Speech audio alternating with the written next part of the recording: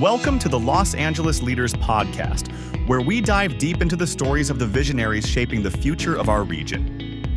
Hosted by Christopher Luna. This podcast brings you conversations with the movers and shakers, driving innovation, leadership, and community impact across Los Angeles. Whether you're an entrepreneur, a community leader, or simply someone passionate about making a difference, this podcast is your gateway to the insights and inspiration you need to lead and succeed. Get ready to be inspired by the leaders making waves in Los Angeles and beyond. In this episode, we welcome Ajit Dodani, founder of EmpathifyU. Ajit moved to the US from India and, like most first-generation immigrants, had a bumpy start. Worked hard and rose to become the CFO for a fashion brand and a consultant for various companies. Today, he is the founder of EmpathifyU and a member of the Forbes Coaches Council. He is bridging human connection and business performance through trust, effective leadership, and AI adoption for sustainable, high-performing teams. His wife, Harsha, who has always built business alongside him, is the Chief Heart Officer. Over the years, Ajit, as a coach and factional executive, and has helped various companies scale, from tech, fashion, engineering, real estate, entertainment. Some of his proprietary learning pathways include the Trust Formula, Pikshiksai, Sustainable High-Performance Cultures, The Adaptive Leader. His workshops and keynotes are full of stories, science, and strategies that have inspired and empowered audiences across the world. Because of his own diagnosis with PTSD, he has been recognized and is very passionate about neuroinclusion and has spoken to over 10,000 individuals about the urgent need of embrace the powers of those around us that are neurodiverse. He lives in San Fernando Valley, California. With his wife and his two sons, his purpose is clear: to inspire a world where everyone can thrive personally and professionally and feel like they belong. Please welcome Ajit Dodani.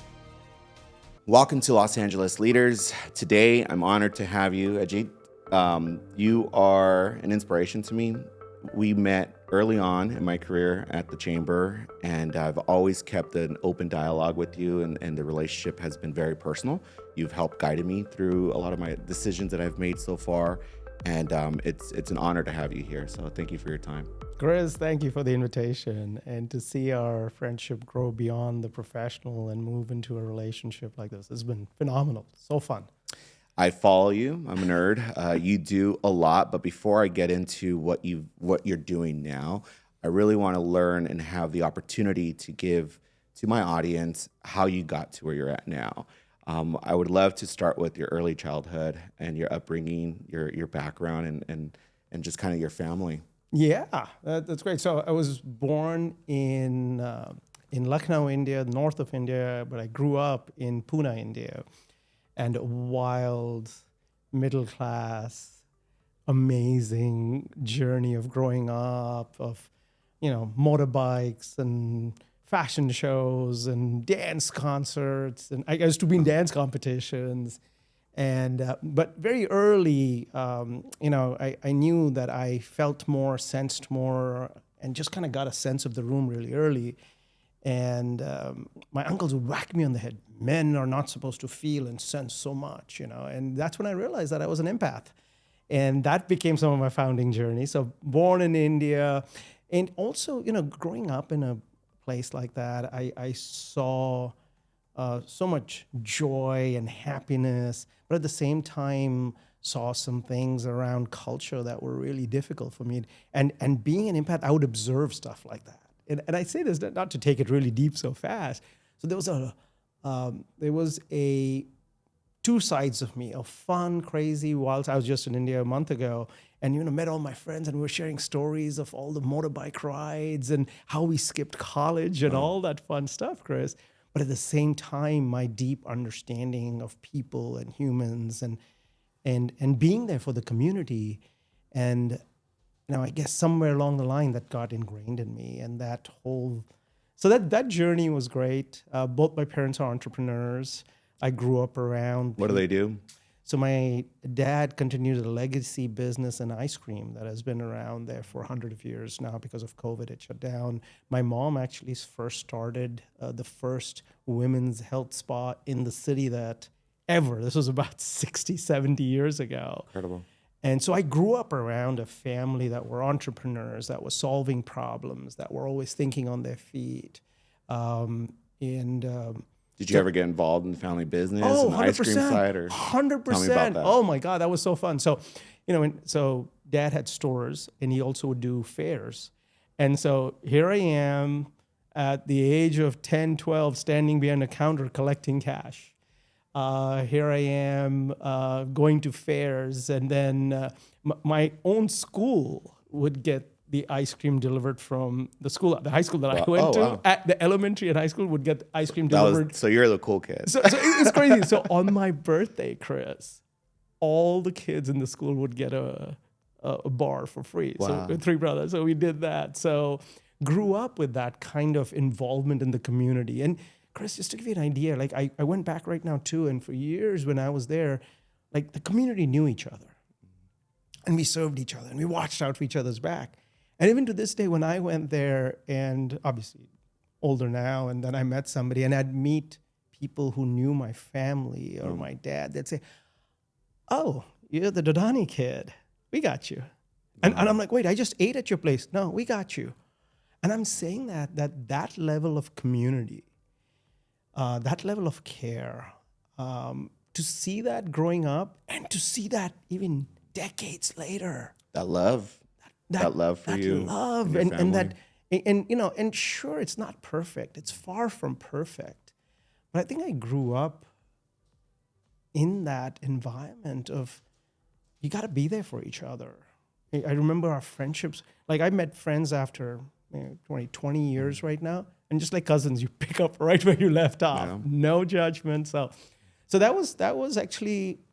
That was growing up, an entrepreneurial house. I have 2 brothers. I'm the youngest of 3. And then, and for me, education was, I like the day before my exams, I would go and watch a movie because I never liked the concept of memorizing stuff. So anything that that I needed memorization for, that was tough. Wow. But stuff that conceptually, like math, science, all that stuff, I got it. And before an exam, I needed to reset myself. I don't know, Chris. So in your family business, did they ever move to the States, or did they stay behind your parents? No, my parents stayed there. They've stayed there all their life. In fact, my dad came here, and he's the first one that from our family came here to this country. And it was beautiful. He had left, that summer he had left the business to me because both my older brothers were out, and he said, "Okay, you run it." So I'm in college, and he's like, "You run it, okay?" Oh.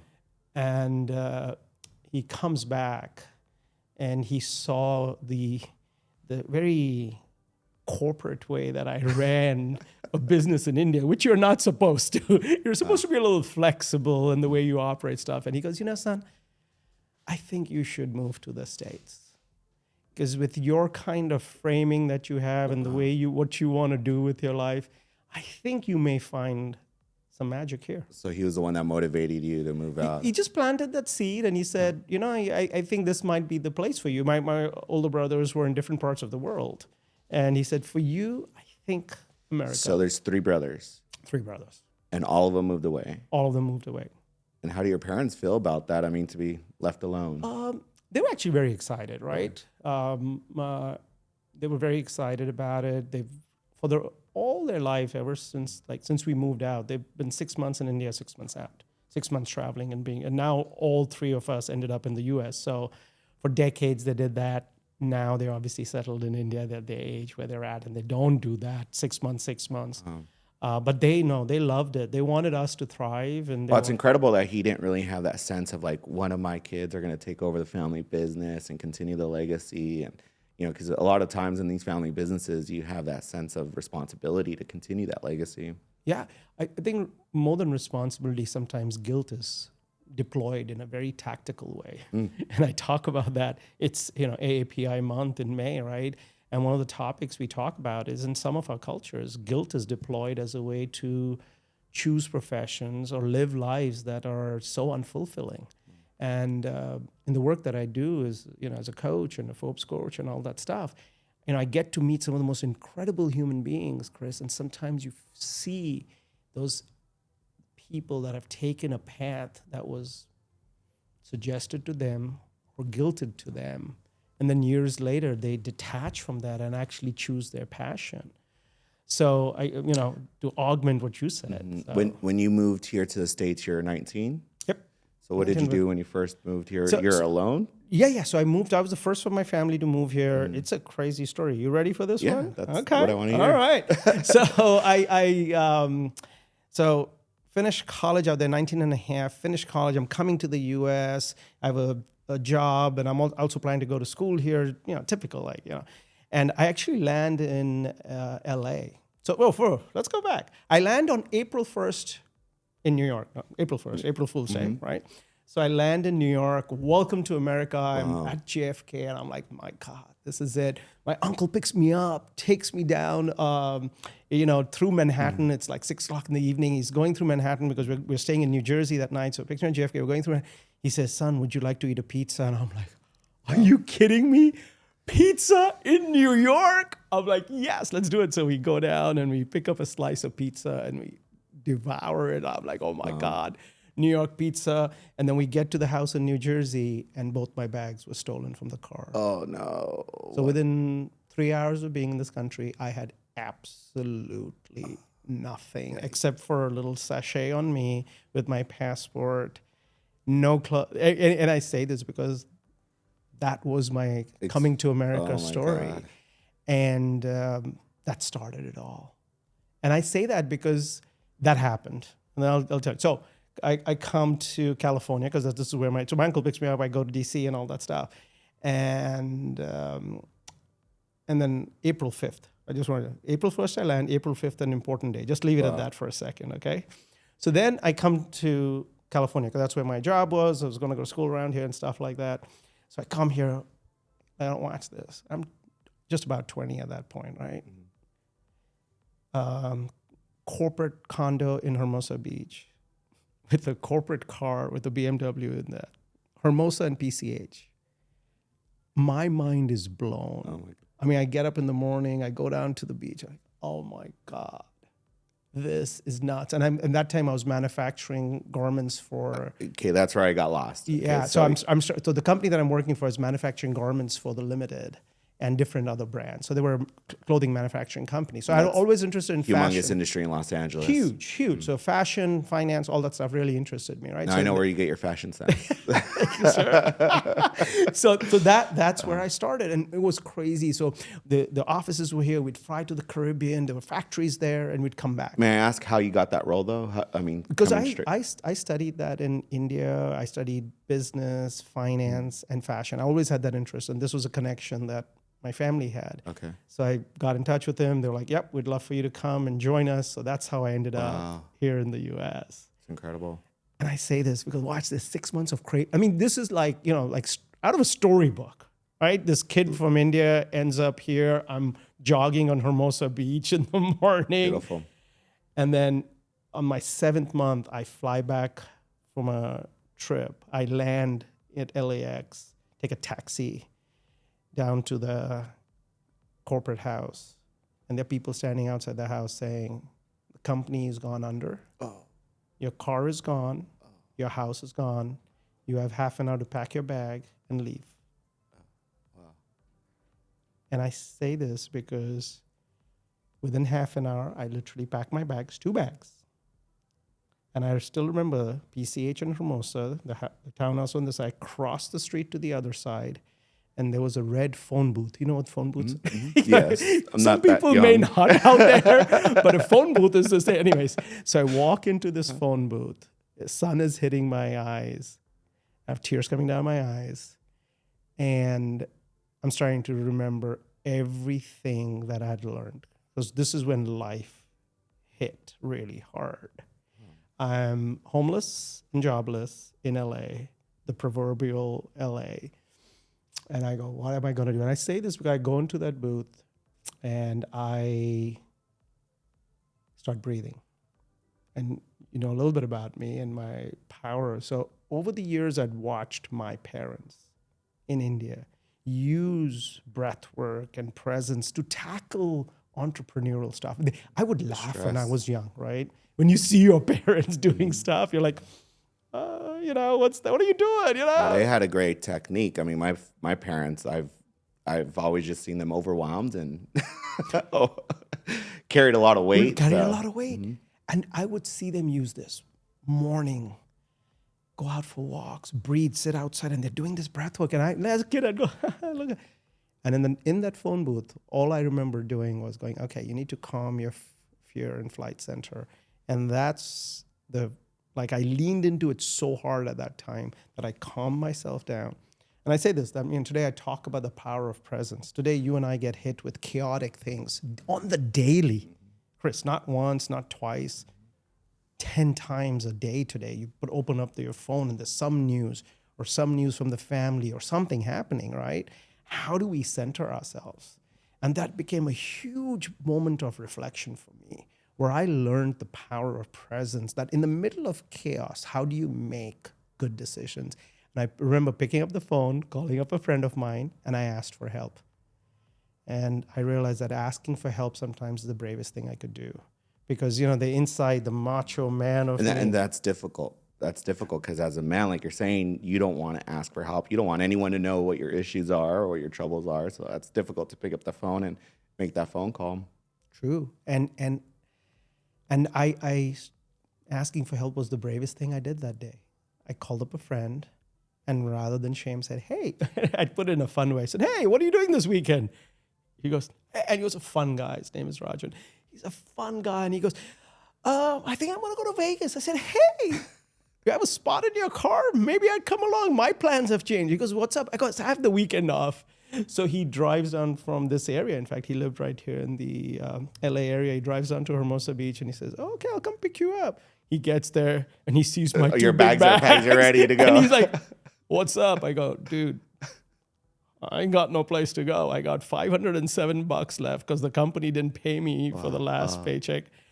So he said, I'm going to Vegas. I said, I'll cover your cost there, but I just need a place. And so I went with him. He covered most of my expenses because $507 ain't going to go nowhere in Vegas at that time too. So he said, hey, I got you.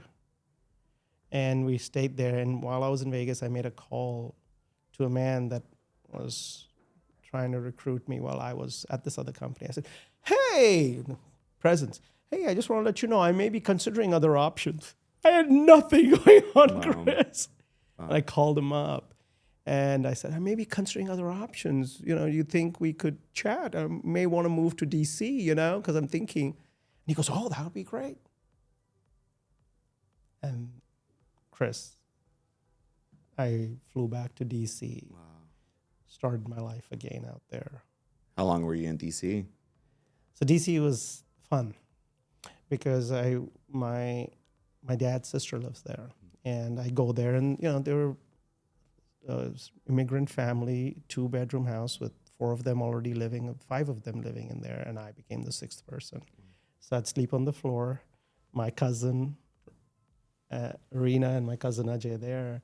And I slept on the floor because I had to start life from scratch. And it was beautiful because that's when I built the most amazing relationship with my cousin sister, Rena. And today she's like one of my closest friends, sister, And I, again, learned the power of how that works. And then, lived in that house, worked hard, started from scratch. No BMW, nothing. No corporate card. It was a rust with burgundy, those long station wagons and stuff like that. And that was the starting of a brand new journey, which turned out to be amazing because on April 5th, remember I told you, remember the date? On April 5th, I'd met a lady by the name of Harsha. And she lived in DC. And then when I went back, I met her. And I got a chance to get to know her family. And on April 5th, years later, Harsha and I got married in DC.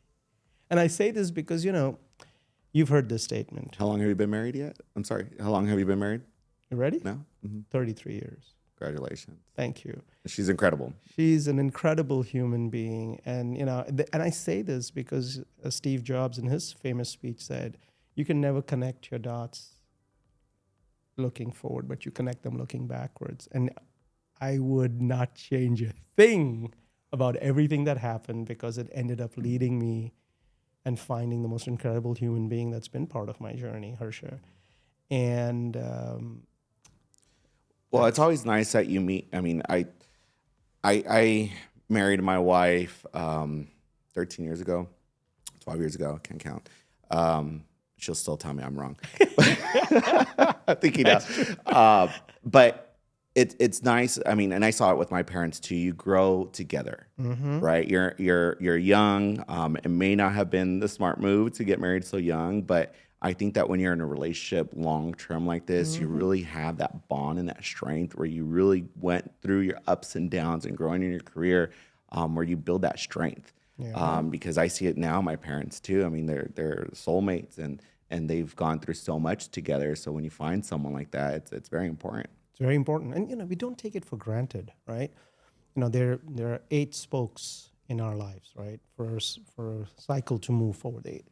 You need all the spokes to be working. And similarly in our life, we've identified 8 spokes that one needs to have. And most of them just over-index, as you know, over-index on their career and their work, that spoke of their work and health. So they go finance, health is second almost. And sometimes they let things slip. And no way I'm perfect or Harsha's perfect or anything like that. But, over the years I realized, and I'd watch people that had a lot of money or a lot of success, but wasn't balanced with all the other spokes of life. And there is that emptiness inside that shows up. And it doesn't show up on the day-to-day. It shows up when the world puts pressure on you. You know that. Squeeze an orange juice comes out. Squeeze a lemon juice comes out. So when one of these spokes is a little weak and the road gets a little bumpy, that spoke breaks. The wheel stops, right? And I say this, I'm beautiful to hear your story of your parents and your relationship with your wife, because that becomes such a powerful force. Any partner, right? Any partner, just having all those areas that you identify that are going to hold that up. So, yeah. And we keep it going for our kids, right? Yeah, So they see that growing up. So what brought you back to LA? So in DC, so I started working for the Benetton office on the East Coast a little bit. And then there was an opportunity to come here and open up the office here on the West Coast at that time. So Benetton was scaling really fast and they wanted to open an office right here on Melrose. And so flew down here, and that became a magical moment in my life where, a few years later I became the CFO, and just, that whole experience around fashion, people, impact, culture. We were so far ahead of the business world at that time. Like what we were doing as a responsible business, what Benetton was doing was so beautiful. So to be aligned and passionate about that, we'd have so much fun. And a lot of my early foundation of the work that I do today is based on my journaling. So a little quick flash. So I do a lot of journaling. So I have journals from, I just started. Yeah, you just... I just started. I bought the one this year. Oh, wow. Yeah. So I've written in all kinds of diaries, all kinds of journals. So I have those ring journals from, decades ago and all that stuff.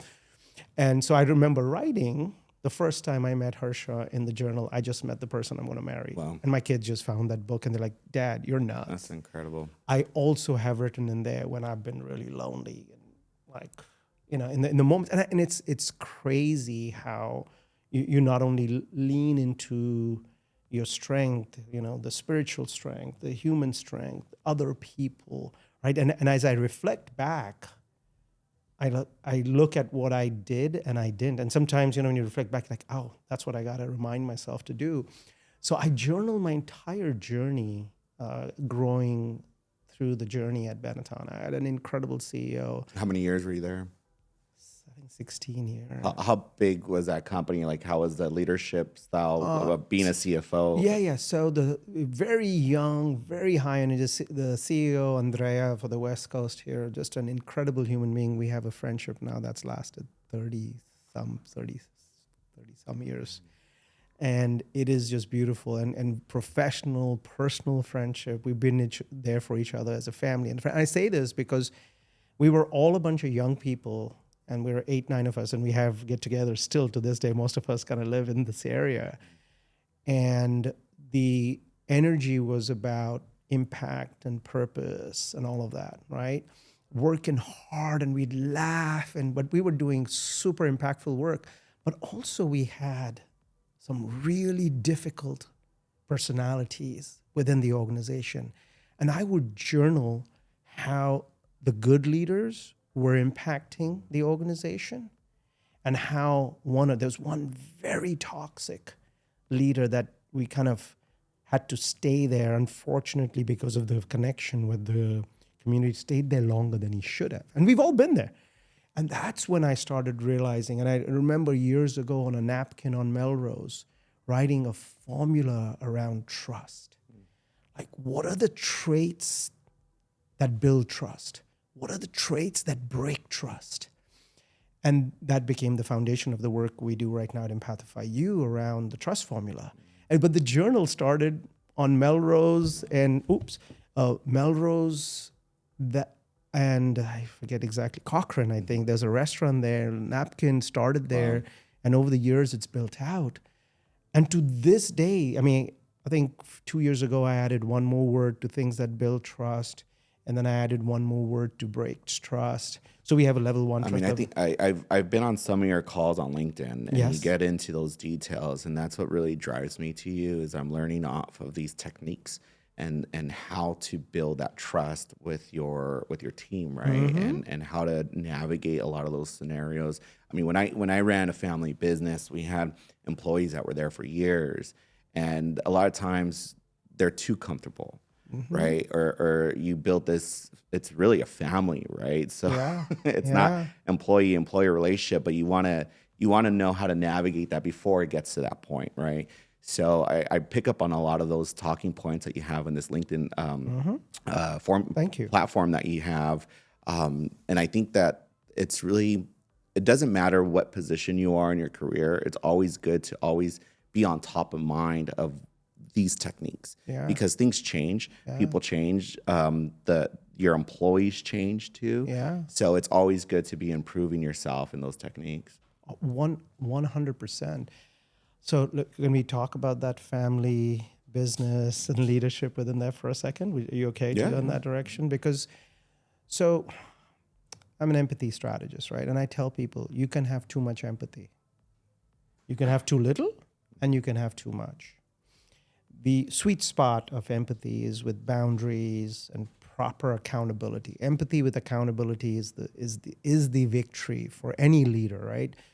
I'm sure you've seen, Chris, too much empathy, they don't know how to lead. Too little empathy, they don't know how to lead, right? That right balance. Specifically, let's talk about family and small businesses, right? So today I sit as a fractional in multiple family and small businesses. And in a family and small business, sometimes people are promoted to leadership positions just because they've been there longer, they're related to the family. But they have not resolved their issues. Mm-hmm.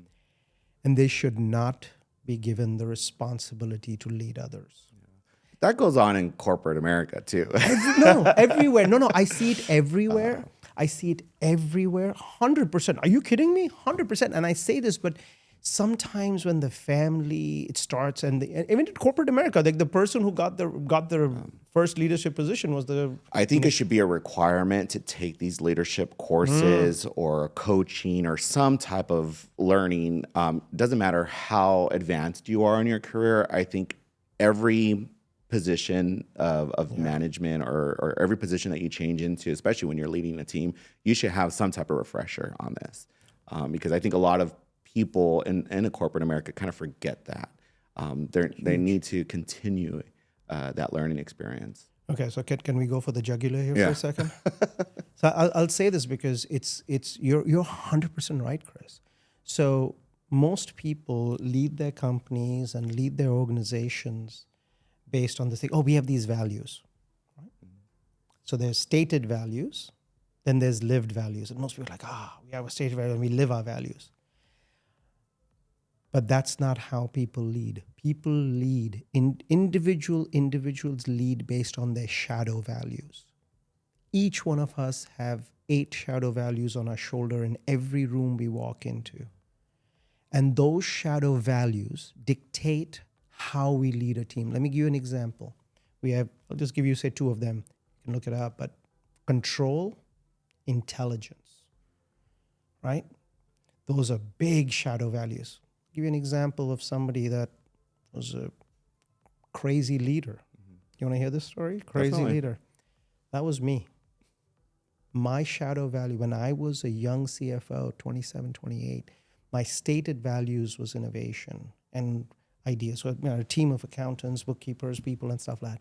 But I was so insecure. My imposter syndrome was so high. My control shadow.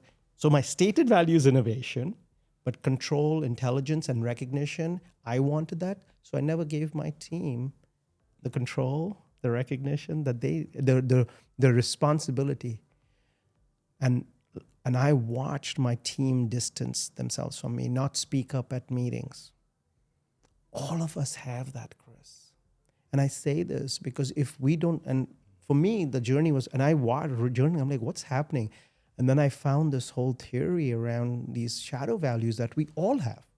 All of us, every time we're interacting with somebody, think about intelligence.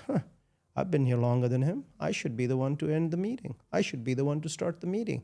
In this AI world, I'm telling people, flip the world, flip that switch. Let's stop leading in those ways. It's funny. I feel like with AI, we're really going to see character be primary. You know, you can hire the smartest person out there, but in reality, you don't have to hire them anymore. You have this AI out there that you can leverage. But in reality, the people who you want in your team are going to be people that have great character in every part of their life, right? So I think that's going to be something. I mean, I'm looking at my kids, right? I was talking to someone. I'm like, what should they study? With technology changing so fast, like what field do we point them to? Because it's scary not knowing what they're going to do in the future. And he told me, he's like, just build good character. Everything else is going to come. Follow. So, I mean, Beautiful. I don't know how do you feel about that, or how do you do that with your kids? So I have adults. They're 22 and 27 right now. Let's talk about AI for a second, because that's the topic of the day. So for me, I love technology. I enjoy it. The second day ChatGPT comes out, I'm on it, using it and in it. And you know, we start using it right away. And across EmpathifyU, I'm starting to use it across every domains. Today I have almost like an AI agent working with me. I'm like fully all in, different tools. And I say this because here's what we saw happen, though. I'll tell you this. So we started using it right after the ChatGPT comes out. We're seeing the Gen AI, right? Because AI has always been there, but Gen AI, large language model, I'm like, ooh, this is super cool. And loved how it started giving me help, started making me more efficient, tasks and all that stuff. But then as we started working with our clients and watching what's happening, we realized that Gen AI has become the IQ equalizer. So today, you and I, within a few minutes, could know the exact same thing. Scary. Chris, the scary thing is, me, Ajit, wrote code the other day, and it actually worked. And all I did is I asked the right questions, and it delivered a solution for me that worked. And I say this, so when IQ gets equalized, what are the skills that are needed? And then we saw this money getting thrown at it. Investments. And today you're seeing that, like huge investments in AI adoption and stuff like that. But what we realized, and Boston Consulting Group just put out a report, is that out of all the money being spent in AI technology and AI strategy, 7% are actually moving the needle. The balance 13 to 18% are out there in the middle struggling.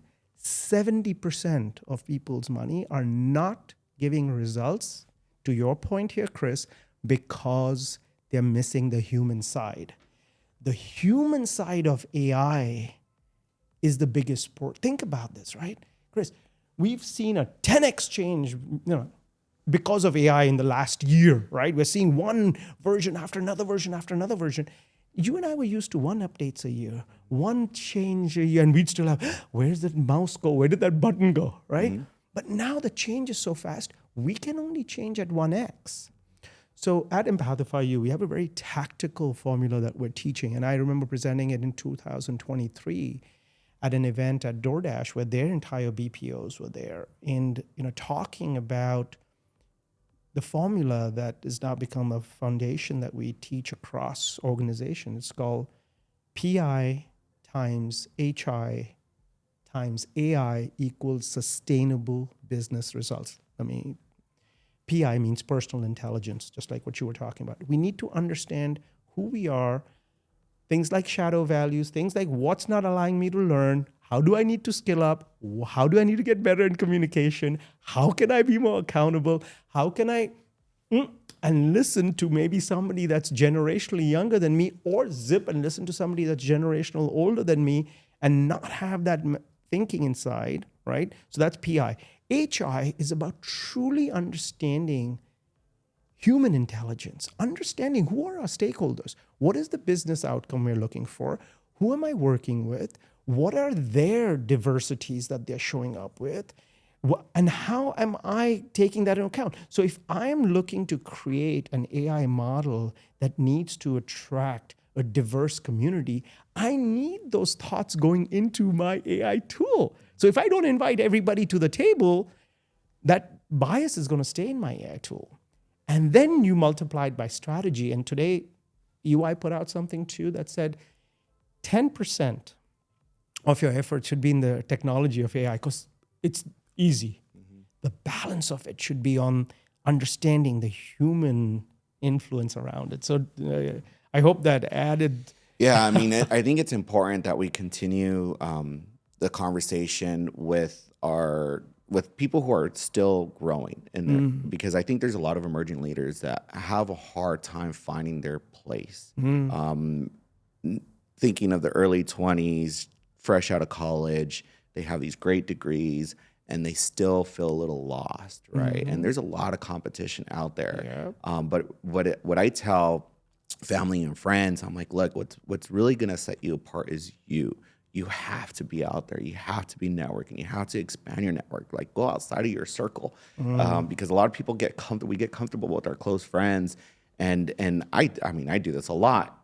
It's really uncomfortable, right? You're putting these situations in these rooms where a room's full of people. Like, how do you navigate all of that? So it's important that we teach these characteristics to our emerging leaders. And that's what I'm trying to build here, right? I come across a lot of great leaders like yourself. Actually, it's funny, there's this picture of you're speaking, I'm not sure if it was a keynote or whatnot, but you're speaking at SoFi Stadium. Okay, and there's this wall behind you full of footballs. What event was that? It's a SoFi event. I forget. I was talking to I'm sure you talked at a lot of corporate events, but there's a football wall behind you, and it's funny because my brother sent me this picture. And he's like, oh, look what I did at SoFi. He built that wall full of footballs. Did I ever tell you that? I don't think I told you that, right? And then I saw that picture. I was like, oh, that's funny. I know that guy. Oh, my God. But I didn't put two and two together until I met you a little later. That's beautiful. And then And then I remember a 50, a gold 50. Was that your event too at SoFi?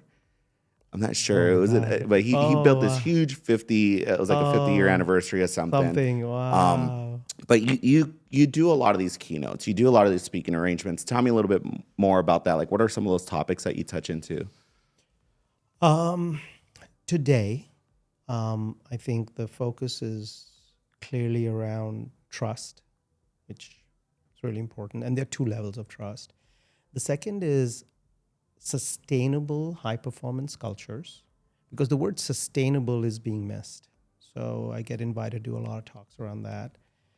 The whole conversation around, I was telling you earlier before we started this whole conversation around humanizing AI adoption. I've probably done 15, 20 talks. We have a whole workshop and a series around that. And I think those would be the top three, right? Like,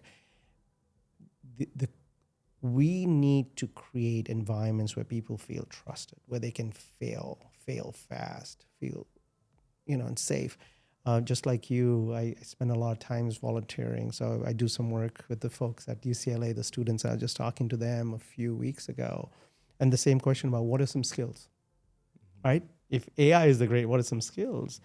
And I can tell you for them, what I was talking about was about, we need to, in order to win today, you need to have a high-level skill set. Every month, even though you're done with school, because these were graduating, you're done with school, one new skill, technical skill, and one new human skill. You got to keep building on that. I am taking classes right now. I'm sure you're doing the same too. We're all learning because things changing so fast. Otherwise, you go up, you feel like an imposter, and you can't. Not fun. So first thing is skills, right? I was telling them. Second thing is you got to get really good at communication. Really good at communication. And I say that because if we don't ask the right questions and we don't learn how to listen, we're missing communication and presentation skills. And presentation. I just started Toastmasters. After I started this podcast, I'm like, I need to freshen up my presentation skills because it's very. You see, those are things that they teach you not to do, right? 100%. So it's continuously learning for sure. 100%. And in communication, I can say this for those of you who know me the number one thing that we have to get our workforce, our communities to get good at is to be present. Our workforce is showing up in meetings with only 60% of their mind in that meeting because 40% they're thinking of bills, their kids, their family, their loved ones, financial situations, political situations, social situations. And I say this because it's real. This device on our side, the phone, is bringing in all of this. So the power of presence, the ability to stay present, for organizations, we're very tactical. So we teach it as a skill. So in communication, if I'm listening to you, but my head is somewhere else, it's gone. But if I can just have a 15-minute conversation with you where I'm present, I will hear some of the best ideas from you. Chris, how many times have we been there where we're not listening? I just got lectured the other day by my wife. I'm looking for my phone now. So I'm guilty, obviously. I'm at home and I'm always working, always on my phone, always on my computer. I'm doing multiple tasks, and I forget to be present in my kids' life. They're growing up so fast, and I think that with having the cell phone near you at all times, I told my wife, I'm like, I have to get home and just put the phone in another room, right? Because you get lost in what's going on in the moment. We're not going to be able to get these moments back. So it's important to find, I don't want to say balance, but I'll find a way to live with it, right? Because I think we're all having those issues. I have my godparents are older. My godfather passed away, but I just remember him always being on the phone too. So we kind of get drawn into these devices. So can I tell you the most important thing that perhaps maybe your viewers can appreciate this too? If you walk away from nothing else, this is our gift to you, is how do you make it a strategy? For me, that's what it's an empathy strategy. It's empathy means understanding, self-awareness, stakeholder understanding, strategic action, right? So let's create a strategic way that I can be present for each other at work and in our families.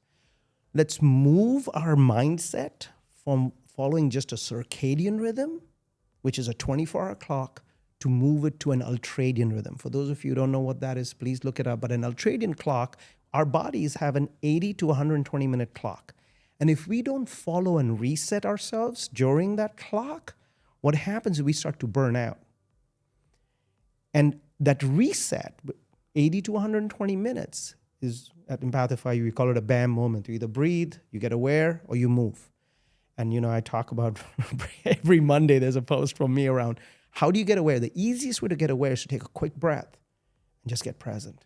You got to teach our viewers that, please. Oh, yeah, Let's no, I would be honored. Come on. I would be honored. We got time. I know, I would be honored. And I say this because sometimes the answer is right under our nose and we don't know where to look for it. And what Chris is referring to is something that I do in large stadiums. I do it in all my keynotes. And, and for those of you, who are not aware of this, and Chris, I've spoken to you about this, in the 30s and 40s, 1930s and 1940s, we're taking average of about 5 breaths a minute. In the 70s and 80s, we're taking about 7 to 8 breaths a minute. Today, an average human being is taking 12 to 18 breaths a minute, short breaths. So when you take short breaths, your amygdala gets activated. And when your amygdala gets activated, your fight or flight center gets activated. So you think everything is coming to attack you. That means you're sitting in a meeting. If somebody says something, the first thing you're like, why is that person attacking me? Rather than being in the state of like a reception and calm. And now, why has that happened? Sure, this is a big reason. The cell phone's a big reason. But also, research shows that people in the United States don't want their stomachs to look awkward, and that's why they don't take deep breaths. Now, I didn't do this research in my backyard right here in LA. It was done by Harvard Business. That people don't take full breaths because they want to appear a certain way. And I say this, so if one of the easiest way to follow an ultradian rhythm, and Chris, you've got me taking walks in the middle of the day, is I will reset every 90 to 120 minutes. I'll reset. I'll go for a quick jog. I'll do walk.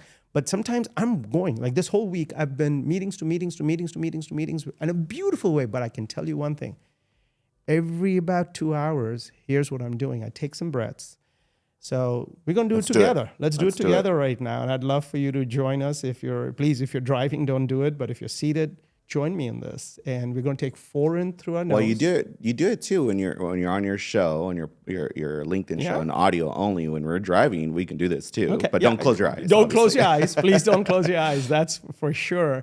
But what we're going to do is take 4 in through the nose. It's a box breathing, hold, and 6 out. Now, just to give you the thought process, it's when you do 4-4, it's the box breathing. That's how you steady yourself. But when you do 4-6, you actually calm yourself down. So the longer the breath, the more you're calming yourself. So why don't we do this? Right, camera on him, please.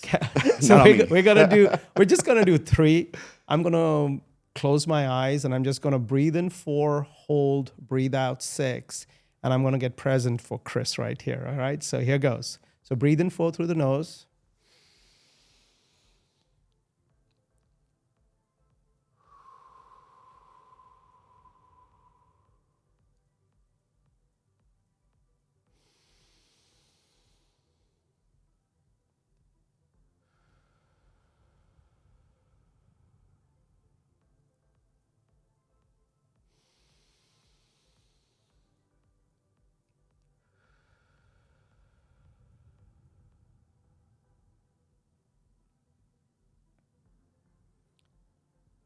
Now, I want you to listen to this very carefully. If a CFO is teaching you how to breathe, there's probably a big return on investment on this. Please look into it. It's the biggest gift that Chris and I can give you from this, for sure. When I was managing the family business, I had a lot of weight, a lot of stress, a lot of responsibility, and I never took the time to breathe. Never. And like you're saying, you're back to back, nonstop from 7 in the morning or earlier sometimes till, and we're open 24/7. We close 4 times a year. Your phone, my phone was always on me. Vacations, I would be in the pool. My phone's right there, and that's when I get the phone calls like, "Public health department's here. What do we do?" And you're just overwhelmed. Even now, I think we forget to take that time to really meditate. When I sold the business and I started working at the chamber, I focused on myself. I lost 50 pounds since I started, since I sold the business, and just started working out and really just paid attention to my well-being. Because if you don't pay attention to yourself, all of that gets shown to whoever else you're hanging around with. And even like my kids, right? It's like you're stressed out, you're overwhelmed, you're yelling and screaming and kicking, and and I have to, because I have to teach my son this too, because he snaps too. He's preteen, he's 10 years old, but I see him and I'm like, oh wow, okay, he learned that from me, right? He saw that at a time or a moment.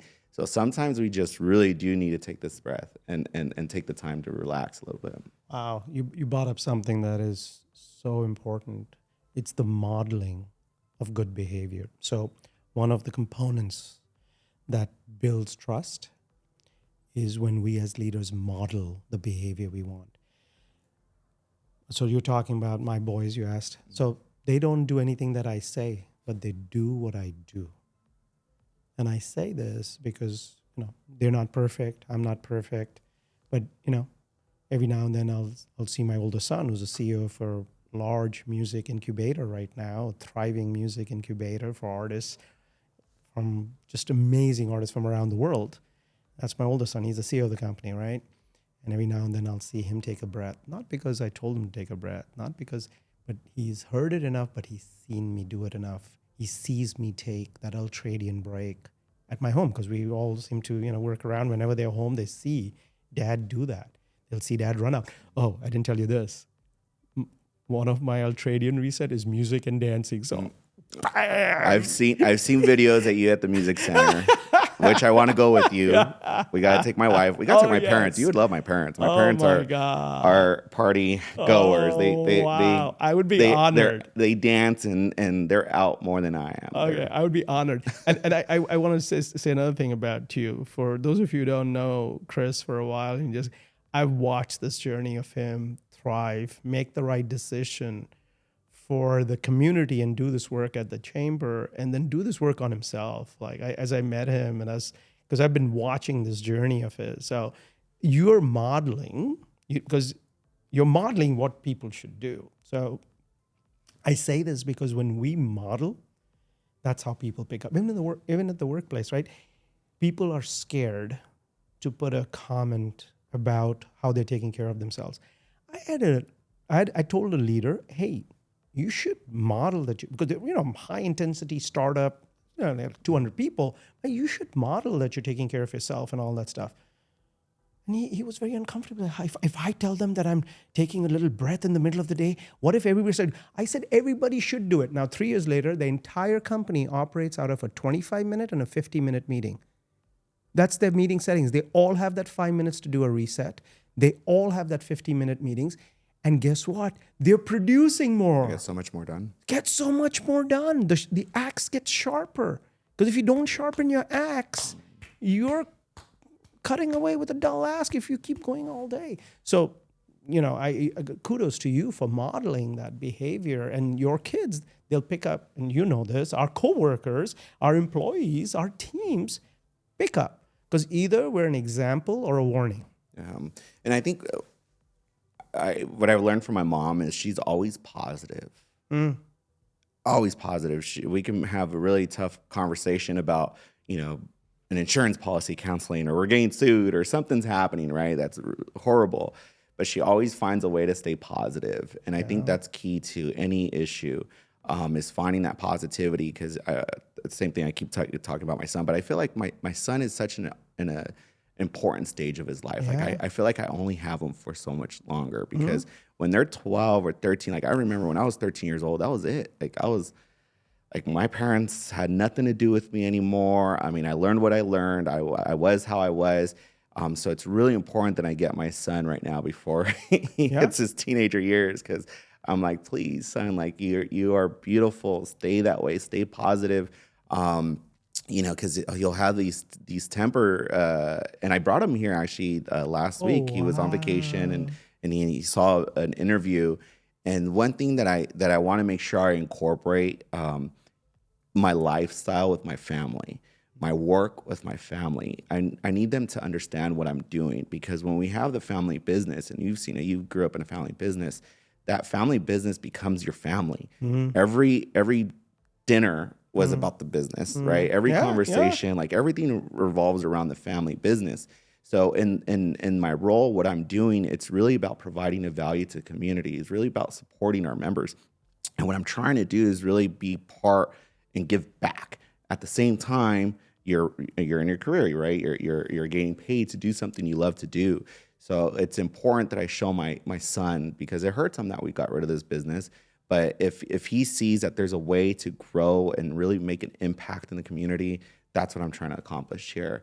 I mean, I feel like I'm fortunate, and I really don't have a clear vision of what I'm doing, to tell you the truth. And I think, like you said, you and I, we've spoke when I first started, and I'm still learning, I'm still growing, but I think that all of this is important. It all evolves. No? It all evolves, You bring up something so personally beautiful, and especially in the work that I do, and we all do actually, is that it's easy sometimes to fake it and earn the respect of people on the outside. And this is a challenge. I've realized that the most important people we've got to learn to earn our respect from is the ones closest to us. And I say this because I tell people, I can earn your respect. I can put up this thing, show up on stage and do all the stuff, and you see my life out there.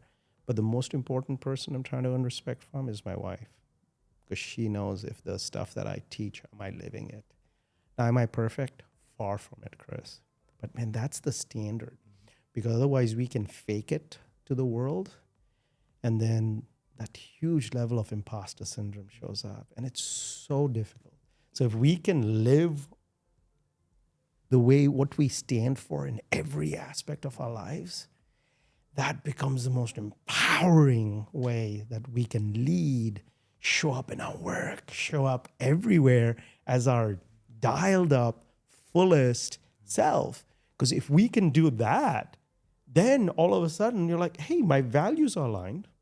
Like, you know what you're, and you know, it has, here's what it is, Simon Sinek 101 is that our horizon is clear. That I've heard your horizon, what you're chasing in your life, and I'll let it be up to you. Like the impact you want to make in your community, in the service to society and small businesses. I know.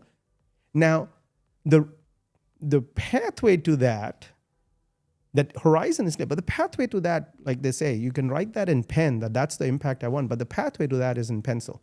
Okay, so it's going to go here. Oh, but wait, I'm going to add this here. And I'm going to augment this here. And I'm going to take this out. Oh, I made a mistake here. And it's okay to say I made a mistake here. But the horizon of the impact that I know you're after through inviting the community into doing the work that you do, that has to stay the true north. Because once we have that, then everything else follows, right? Then we are able to follow through with our actions, with our behavior, with our communications, with our relationships, with our accountability, right? And we're able to say, okay, I'll learn the skill set, right? Because the purpose is clear. Because if the purpose is not defined, then we don't do it. And when the purpose is defined, you're like, what kind of legacy, I want to leave? And, as crazy as it sounds. Legacy is important. I mean, and that I keep bringing up my parents, that they had that value day in and day out. When they came home, they weren't any different. And I caught myself when I had that business. I would come home and you take it all out on your family, right? And you don't want to do that, right? Yeah. You want to be able to live those values 24/7. So it's important that we learn that and we continue. But talking about legacy now with you is like, you're building a legacy now.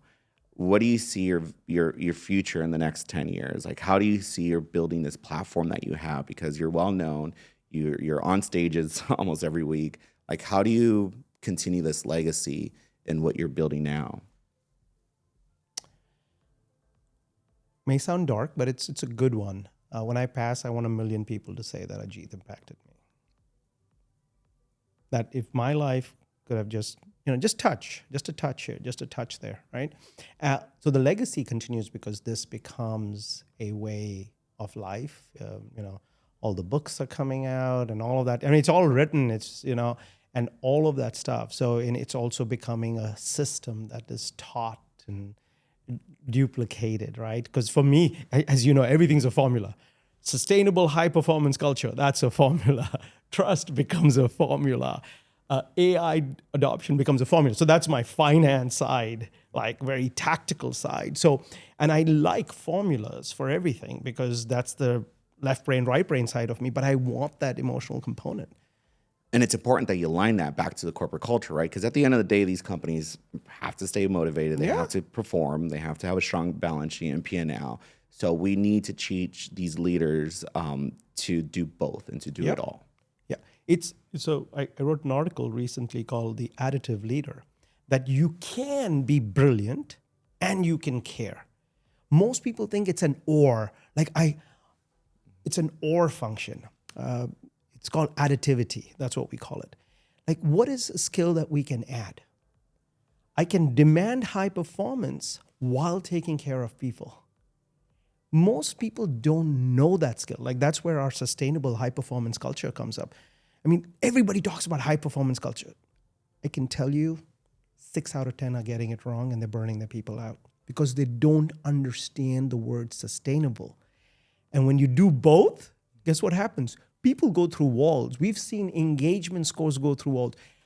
I just had a manager effectiveness score go up from 25% to some even 80%. Why? Because they're like, oh, I didn't know it was a skill. I didn't know trust was a skill. I didn't know empathy was a skill. I didn't know all of this was a skill. And by the way, I recently read something, it's not my work, it's that positivity is an acquired skill. And I'm like, oh my, can you imagine if we could reframe some of these traditional boxes that we've all been told to put into? And that's my goal, is just disrupt these boxes. And it impacts bottom line. So we've seen, again, bottom line revenue numbers grow up.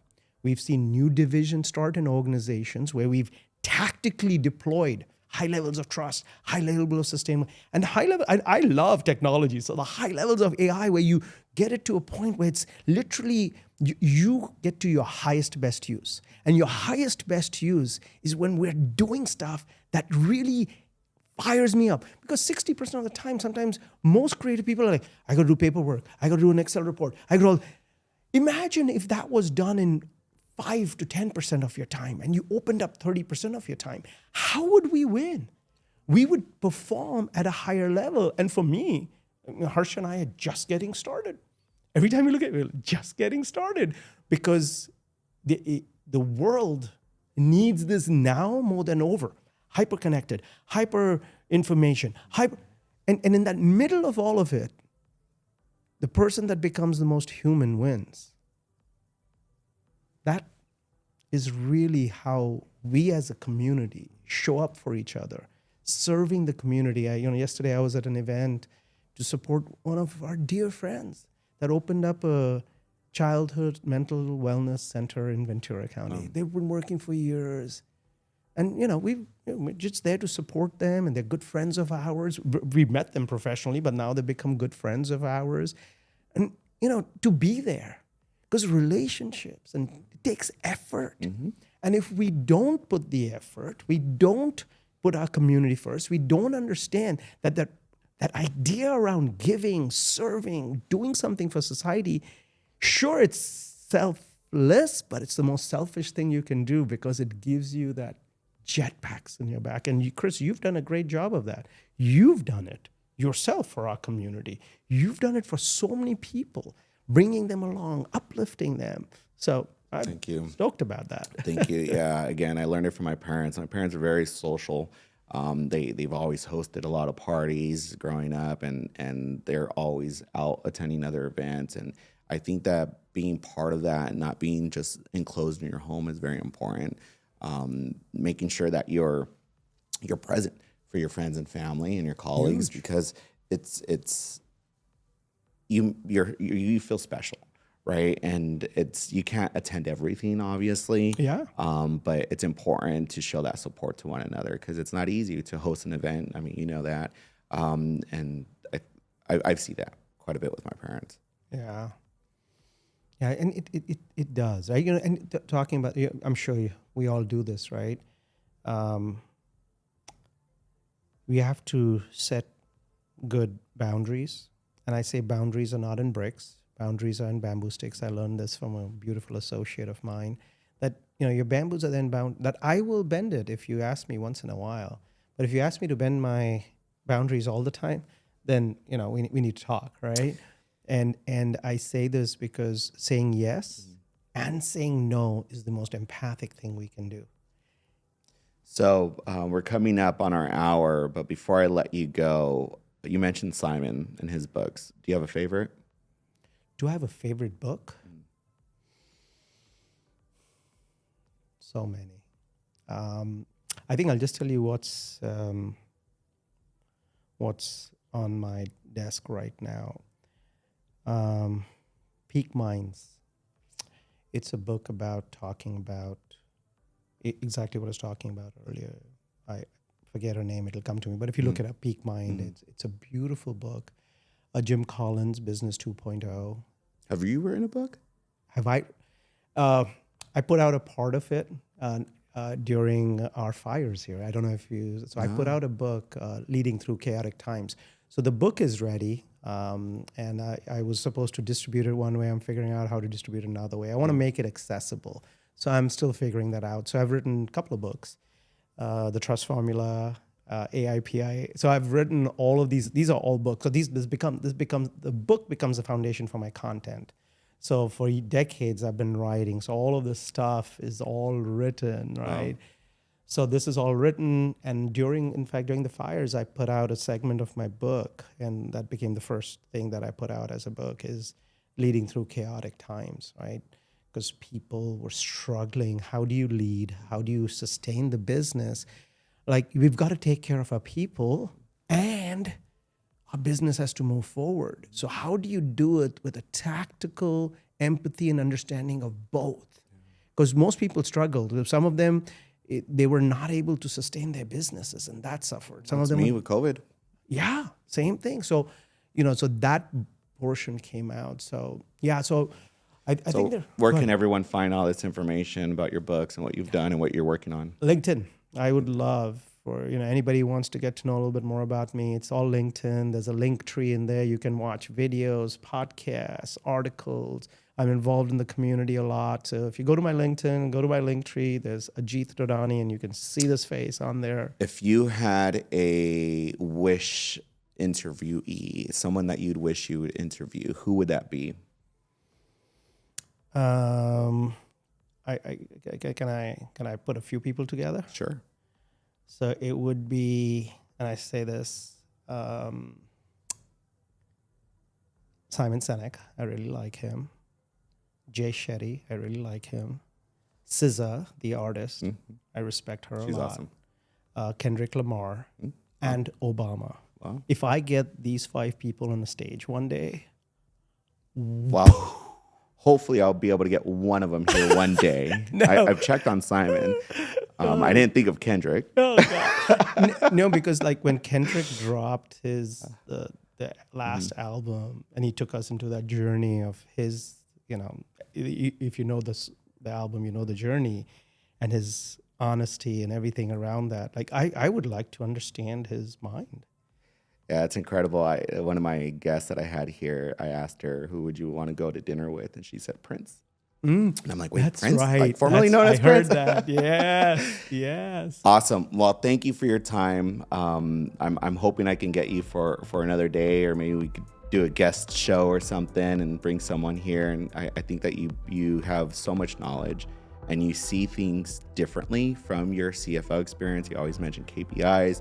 And I think the way you align what you do to what really needs to be done in corporate America, right? We can't forget there's these goals and missions, and like I said, there's a bottom line. Yeah. But in order to get to those positions as a company, we have to bring and build the right team. Yeah. And if you don't focus and invest in that team, it's going to be hard to really implement what we're trying to drive. So I love what you do. I'm a big fan, and thank you for your personal support. It means a lot to me. Oh, thank you. I'm cheering you on. I've always done it from day one, and thank you for having me here. This was a lot of fun and so unscripted, so like you, and I love it. No prep, huh? No prep. I love it. So thank you. Follow him on LinkedIn. I'll put it all in the description. Thank you very much for taking the time to listen to this, and look forward to the next one. Thank you for joining us on this episode of the Los Angeles Leaders Podcast, hosted by Christopher Luna. We hope you found our conversation as inspiring as we did. Don't forget to subscribe and leave us a review on your favorite podcast platform. Your feedback helps us bring more of the content you love. And be sure to follow us on social media for updates, behind-the-scenes content, and to join the conversation. Until next time, keep leading, keep innovating, and keep making a difference.